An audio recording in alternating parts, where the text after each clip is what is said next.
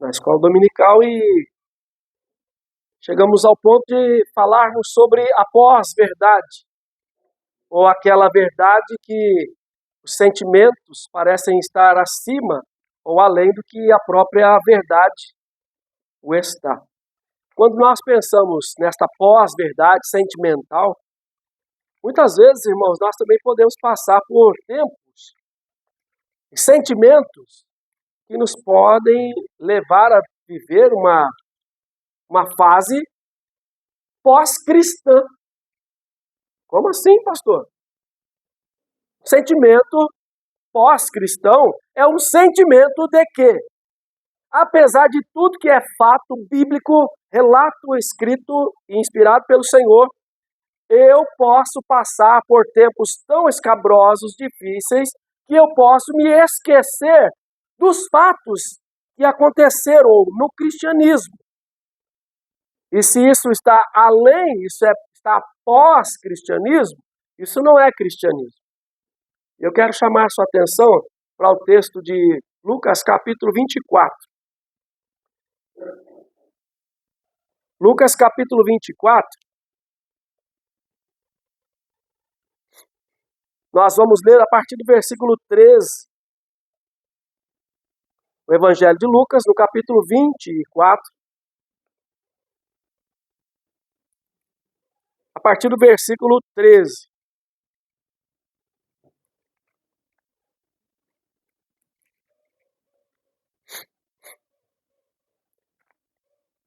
Uma das perspectivas da escrita de Lucas é demonstrar aos gregos, porque Lucas escreve direcionando o seu evangelho especialmente aos gregos, para que os gregos tivessem a plena convicção de que Jesus é o Filho de Deus.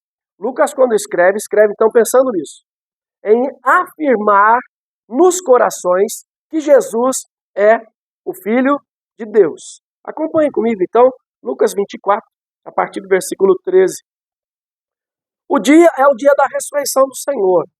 Naquele mesmo dia, 2 deles estavam de caminho para uma aldeia chamada Emaús, distante de Jerusalém, 60 estádios, mais ou menos 10 quilômetros.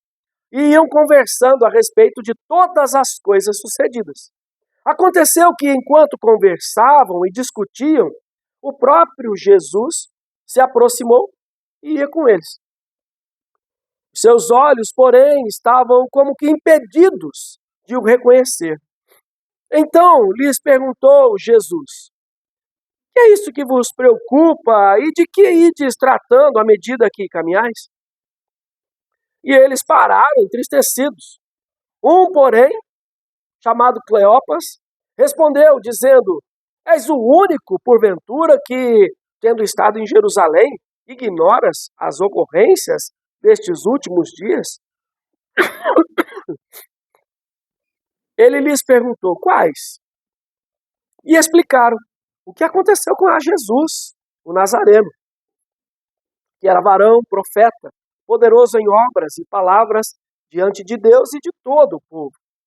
E como os principais sacerdotes e as nossas autoridades o entregaram para ser condenado à morte e o crucificaram. Ora, nós esperávamos que fosse ele quem havia de redimir a Israel. Mas depois de tudo isso, é já este o 3º dia, desde que tais coisas sucederam. Deixa a sua Bíblia aberta, vou ler até aqui para ver se consigo tossir menos.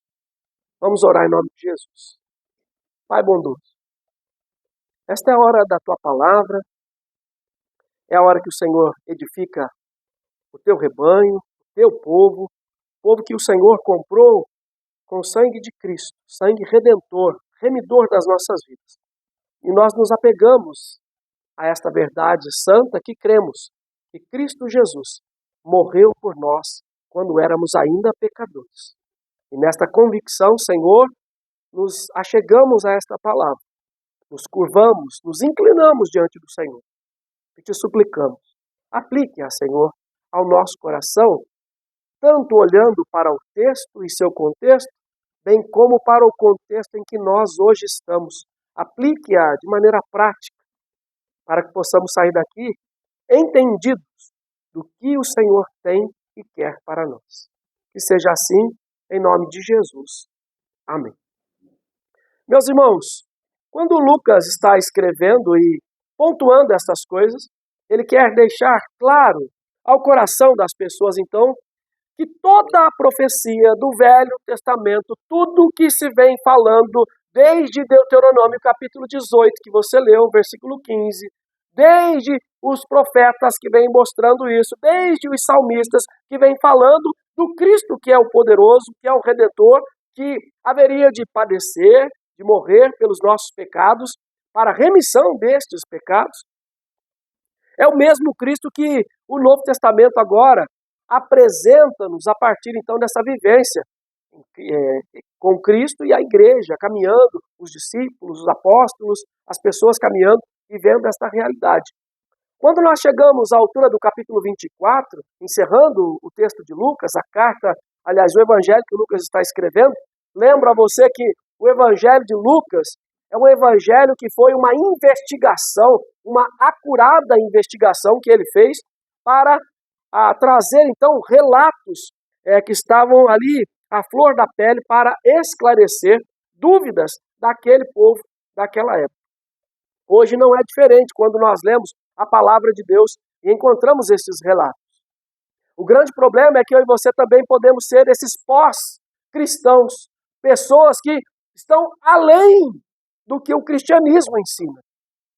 Se nós olharmos para esse texto, nós vamos encontrar o Clopas, ou Cleopas, e o outro discípulo do Senhor vivendo esse pós-cristianismo. Porque, lembra que você leu aí, você deu um Google, lembra? Pós-verdade é um sentimento que está acima da própria verdade.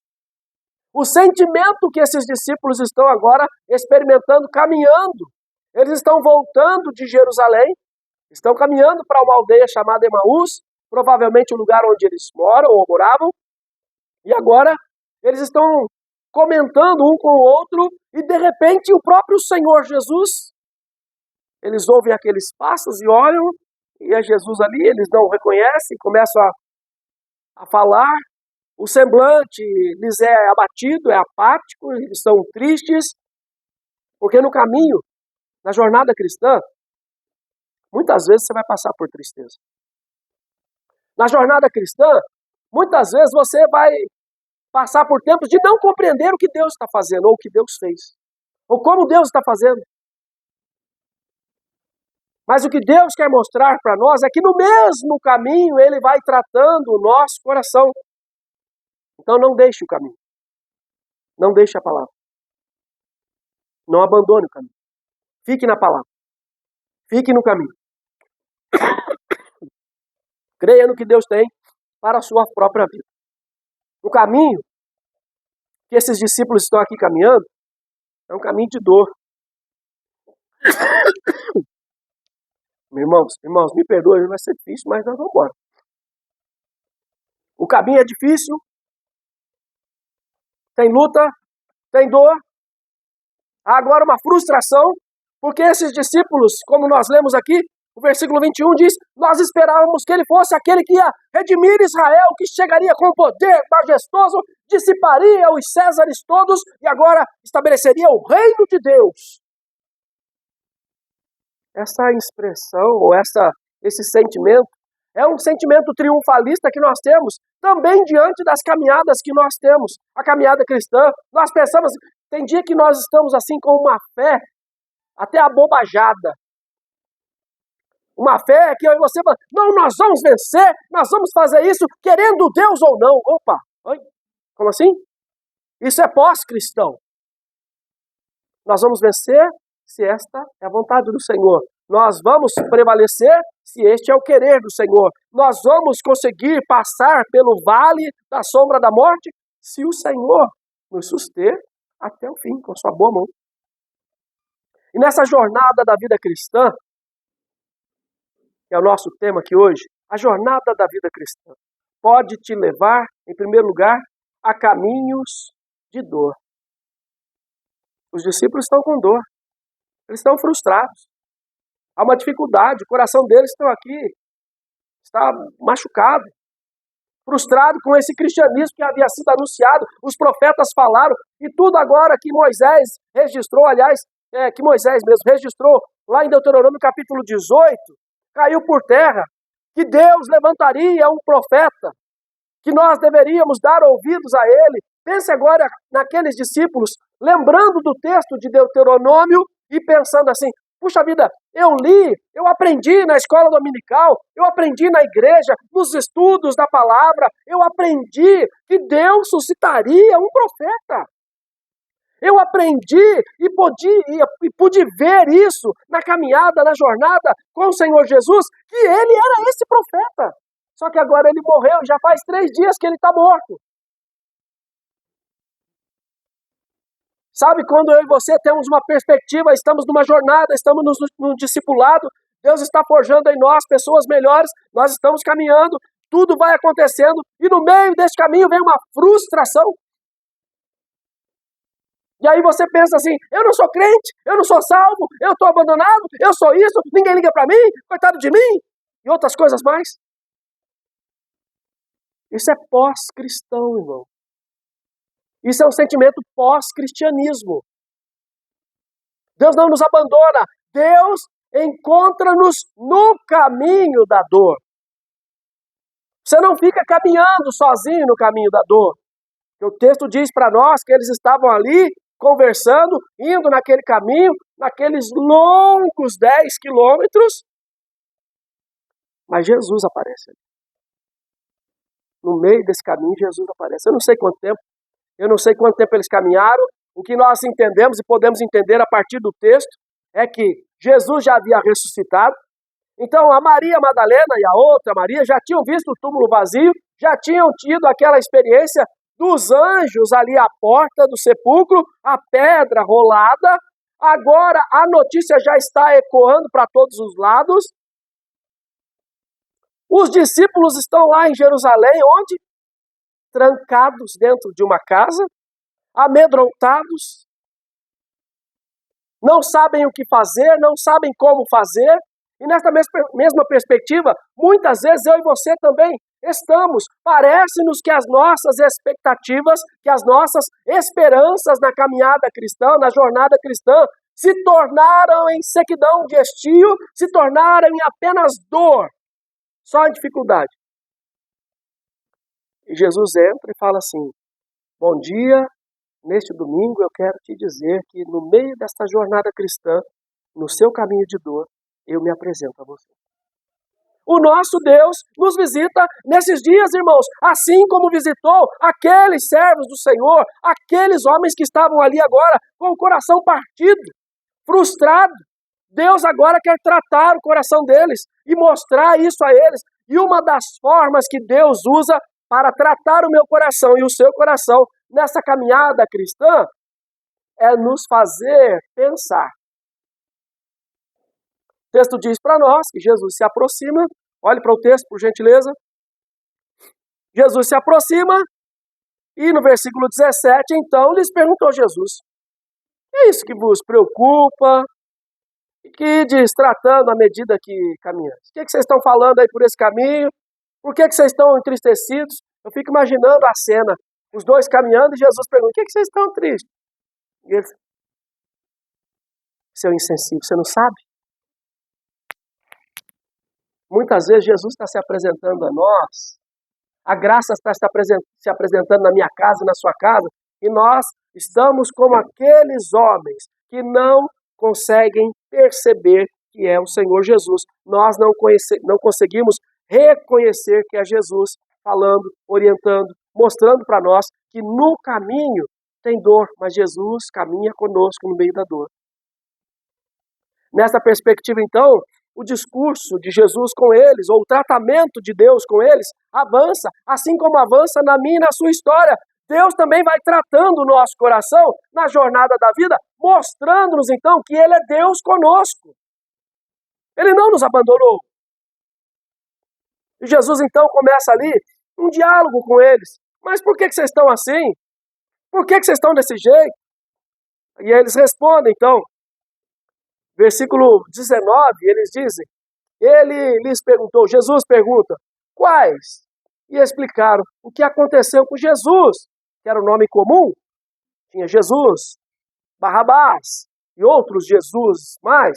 Então ele fala o que aconteceu com Jesus, o Nazareno. Mas o que aconteceu? Eu fico imaginando Jesus, na sua pedagogia maravilhosa. Fale-me mais. O que aconteceu? Fale o que aconteceu para mim.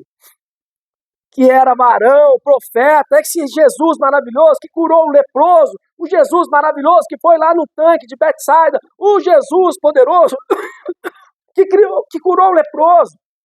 Esse Jesus, ele era o nosso Senhor. Ele era a pessoa que agora nós falamos, o Messias chegou, o profeta que Deus falou lá atrás chegou, ele é o nosso Deus.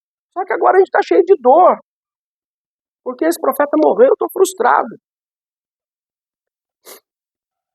E diz o texto então que eles contam que os principais entregaram, os sacerdotes entregaram ele, as autoridades entregaram ele, e nós esperávamos que ele estivesse vivo, que ele fosse reagir, mas ele morreu. Versículo 22, é verdade também que algumas mulheres das que conosco estavam nos surpreenderam, tendo ido de madrugada ao túmulo e não achado o corpo de Jesus, voltaram dizendo terem tido uma visão de anjos, os quais afirmam que ele vive.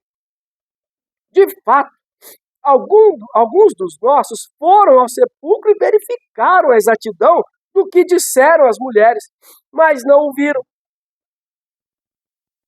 Muitas vezes, irmãos, nós esquecemos das promessas do Senhor.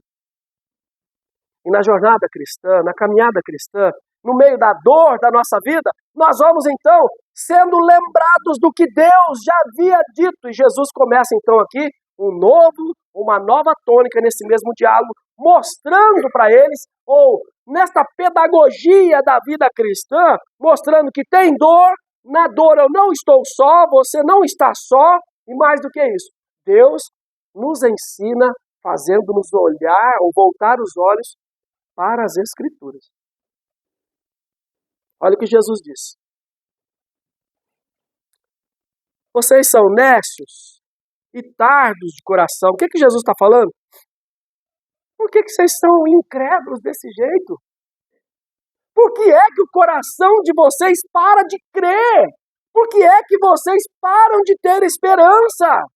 Por que é que nessas circunstâncias todas, enquanto eu estou fazendo, enquanto eu estou agindo, você acha que eu não estou agindo? É isso que Jesus está falando para mim, para você e para eles. Você não está vendo que eu sou o Senhor? Você não sabia, então, das profecias? Olha para o texto. Necessitar de coração para crer tudo que os profetas disseram. Porventura, não convinha que o Cristo padecesse e entrasse aonde? Na sua glória? Nós esquecemos disso. Esse foi o ensinamento de Jesus. Jesus falou para o povo, gente, eu estou aqui com vocês, tem milagre, tem coisa acontecendo, você vai ver o cego ver, você vai ver o surdo ouvir, você vai ver o mudo falar, você já viu grandes coisas acontecendo, mas você também vai ver que eu vou morrer. Jesus ensinou isso, irmão.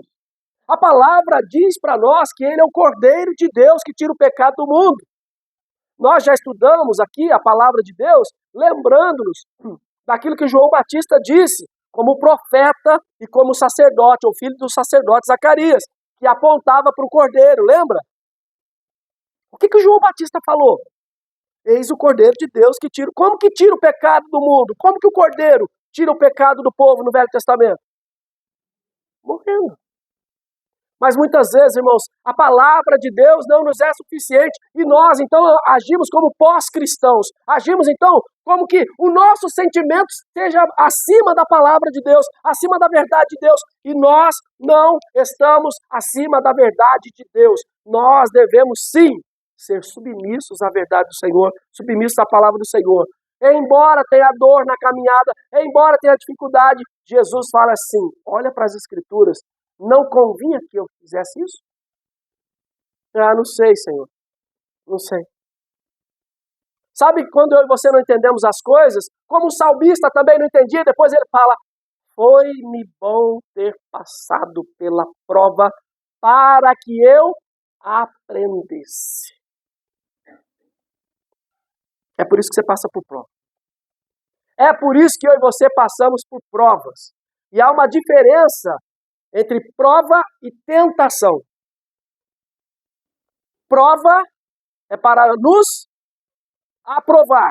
E tentação é para nos fazer cair. Quem nos tenta? O diabo. Quem nos prova? Deus. É por isso que você tem prova. Tá? Então, para um pouco também de murmurar e de colocar na sua vida tudo na conta do diabo. Porque é o diabo que está me tentando. Deus também te prova. Prova o seu coração para você se manter fiel, para ver se você se mantém fiel à palavra, às escrituras, se mantém fiel, confiando nas promessas que ele tem a seu favor, a seu respeito. É isso que Deus quer que eu e você entendamos. E Jesus então faz o quê? Versículo 27. E começando por Moisés, discorrendo por todos os profetas. Olha só o que Jesus faz então. Desde Moisés, todos os profetas, ele vai expondo o que estava escrito a seu respeito, expunha tudo para o povo, explicou demoradamente tudo para o povo entender. Você se lembra lá de Atos capítulo 8? Quando o Filipe está lá com o eunuco está lendo, lembra o que ele está lendo mesmo? Isaías. Isaías é curtinho, né? 66 capítulos. O texto diz para nós que o Filipe fez o quê? Ensinou o eunuco. Demoradamente. O que Jesus está fazendo aqui com eles, nessa jornada de 10 quilômetros da vida, é fazendo o quê? Ensinando, falando, mostrando que as escrituras estão sendo cumpridas, que o querer de Deus está sendo cumprido na sua história, na sua vida. Nada cai por terra, meus irmãos. Nada do que o Senhor falou que vai acontecer vai cair por terra. Nada do que Deus tem de promessa para a sua vida vai cair por terra. E nada tem também que Deus falou. Ele vai ser provado, ela será provada para ser aprovado. Nada também vai sair. Você não precisa crer ou andar como pós-cristão atrás dessa pós-verdade. Você pode descansar no Senhor, confiar no Senhor. Porque se você olhar desde o Velho Testamento, caminhar nessa jornada do Velho Testamento, entrar no Novo Testamento, você encontrará a sua vida. Porque o Velho Testamento tem a ver com você. O Novo Testamento tem a ver com você. E hoje tem a ver com você. Porque este é o dia que o Senhor fez para nós. Regozijemo-nos, nos alegremos nele. Esse dia ele fez para você. Tem um monte de gente que não está vivendo esse dia, você sabe, né? Quem já foi. Você consegue perceber nessa caminhada cristã, então, que Deus trata ou caminha com você na dor enquanto você caminha, que Deus aponta para as Escrituras para que você entenda que Ele é o Senhor, Ele é que está fazendo todas as coisas se cumprirem na sua vida? Acalma o seu coração. Descansa no Senhor. Nós temos um grande problema com esta sociedade de hoje, de nós sermos manipulados pelos nossos sentimentos. Nós já falamos aqui, desde lá de 1923, 24, quando surge a escola de Frankfurt, começa então um movimento de manipulação. Manipulação de mentes, manipulação do coração. Isso aí já vem lá aliás, isso vem lá do Éden, né? A manipulação da mente, lembra? É certo que você não vai morrer. Então, o tempo todo hoje, os sentimentos que você vê, porque você fala alguma coisa, daqui a pouco aparece no seu celular, porque o seu celular te escuta, e não é porque ele é seu psicólogo, não, viu? É porque ele quer lançar coisa para você. Você fala, eu vou comprar uma bicicleta de pneu furado, daqui a pouco aparece uma bicicleta de pneu furado. Que troço doido é esse, gente? Então, tudo para nos manipular e nos fazer sair do caminho. tudo para nos manipular e perceber ou não fazer nos notar daquilo que Deus está fazendo. Embora tenhamos dor, embora tenhamos dificuldade, embora o caminho pareça ser distante, longo, cabisbaixo, Deus está nos tratando a partir da palavra para que eu e você cobremos o ânimo e alcancemos a tão chegada, ou a tão esperada terra prometida. Onde é essa terra, meu Deus do céu? Onde é? Lá em Mairinque? Não! Na glória. Aqui, ou daqui lá na glória, tem uma jornada, e nessa jornada tem dor, e nessa dor Jesus está conosco, e nessa dor eu aprendo pela palavra. Segue um pouco mais. O Senhor Jesus ainda está conversando com eles, e aí agora chegou em Emaús. Jesus então fala assim, beleza então, Deus abençoe vocês, vou seguir viagem. E eles falam o quê? Não, senhor, fica aqui com a gente. Fica aqui com a gente. Olha para o texto, versículo 29. Mas eles o constrangeram dizendo, fica conosco, porque é tarde e o dia já declina. Todo mundo sabe da canção, né? Sabe? Ah, pelo amor de Deus, até os novos sabem, né? Não vai chamar eu de velho de novo, não. Como é que é? Canta aí. Já se faz tarde, eis. É daqui, tá? É daqui que saiu esse negócio. Entrou para ficar com eles. E aconteceu que quando estava à mesa, tomando ele o pão, o abençoou e tendo partido lhes deu. Então, opa, ó, aqui para mim, ó. Ué, aliás, é o contrário, né? Para mim é o contrário. Gente, os reformadores já falavam que a Bíblia são os óculos que nos fazem enxergar a realidade. Eu e você podemos enxergar a realidade. Agora, então, abrir o coração. Então, nessa jornada, nessa dolorosa caminhada, o Senhor está com você na sua dor. Nessa dolorosa caminhada, o Senhor fala, olha para a palavra que eu estou falando com você. O que eu estou fazendo está na palavra a seu respeito. E mais do que isso. No meio dessa dor, no meio dessa jornada, nesse discipulado do Senhor, e Ele fala, eu tenho pão para te alimentar. Eu te sustento. E aí, quando nós percebemos que é o Senhor, gente, peraí, eu estou com o sentimento errado. Ele falou que ia morrer. Ele morreu. Ele falou que ia ressuscitar. É Ele que está aqui. Então por que eu estou triste? Jesus nos chama a comunhão com Ele, para que eu e você entendamos isso, que em todo tempo Ele cuida de nós, Ele guarda o nosso coração, para que eu e você sejamos em todo tempo cheios de vigor, vigorosos no dia da sequidão, vigorosos. Lembra lá quando o profeta Jeremias fala disso, o salmista fala disso, que eu e você seremos árvores plantadas à beira do ribeiro, que no devido tempo dá fruto. Ah, então é por isso. Então não chegou o tempo. Se você não está dando fruto, não chegou o tempo. Mas o agricultor te abandonou? João capítulo 15. Uma podinha aqui, tira isso aqui, longe da família, perde um ente, sai do trabalho, vai distante de todo mundo. E a gente fala, Deus me abandonou. Miserável, estou te tirando do Egito, estou te levando para a terra prometida, você tem que aprender. Senão você vai só murmurar. Você vai achar que o mundo é melhor. E Deus está mostrando para nós que com Ele tudo vale a pena. Tudo vale a pena com o Senhor. Porque o Deus que eu e você servimos é o Deus fiel. Olha para o texto para a gente encerrar. Versículo 31. Então se lhe abriram os olhos e o reconheceram, mas ele desapareceu da onde? Da presença e do coração. Olha para o texto. Olha para o texto. Ele desapareceu da presença deles e disseram um para o outro, porventura não nos ardia o coração? Quando ele pelo caminho nos falava, quando nos expunha a escritura, e na mesma hora levantando-se, voltaram para... gente, Jesus desapareceu, mas está no coração deles. Jesus agora vai aparecer para outros mais.